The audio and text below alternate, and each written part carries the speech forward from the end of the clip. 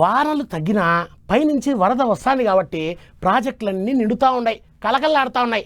ఇంతకుముందు శ్రీశైలం డ్యామ్ గేట్లు, నాగార్జున సాగర్ డ్యామ్ గేట్లు పైకి లేపి నీళ్ళు ఇడిచిపెట్టినారు. ఇక వరద తగ్గడంతో మళ్ళీ మూసేసినారు.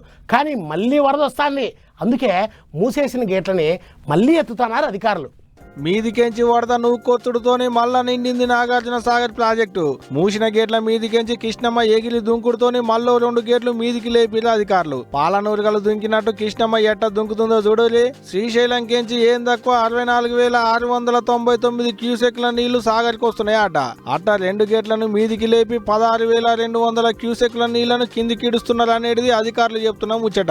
ఇక ఇది 28 శ్రీరామ్ సాగర్ కూడా బాగానే మీదికెంచి వరద వస్తున్నది.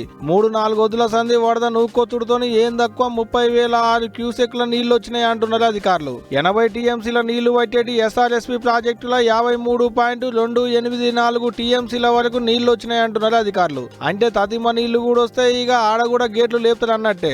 ఆనకాలం వస్తే చాలు నిండుకుండోతినే కానొస్తుంటది, కలకల్లా ఆడుతుంటది. 17 పంటలకైతే నీళ్లు ఇడుస్తున్నారు, కానీ ఇదివరకు దానికి దాన్ని మంచి షెడ్లు ఆడుచుకున్న లెవెల్ లేదు. వరంగల్, ఆదిలాబాదు, నిజామాబాదు, కరీంనగర్ జిల్లాలుండేటి రైతులు పండించేటి పంటలకు 50 ఏండ్ల సంధి కన్న తల్లి ఒదిగిన ఆసరైతున్నది ఈ ప్రాజెక్టు. అప్పట్లకి ప్రాజెక్టును కట్టినప్పుడు ఇంట్లో 140 టీఎంసీల నీళ్ల దనక బయటేటి ఉండేనట. ఇప్పుడు ఏటేటా పూడిక దనుకొచ్చి 80 టీఎంసీల వరకే నీళ్లు పడుతున్నాయి అనేది అక్కడి పబ్లిక్ అంటున్న ముచ్చట.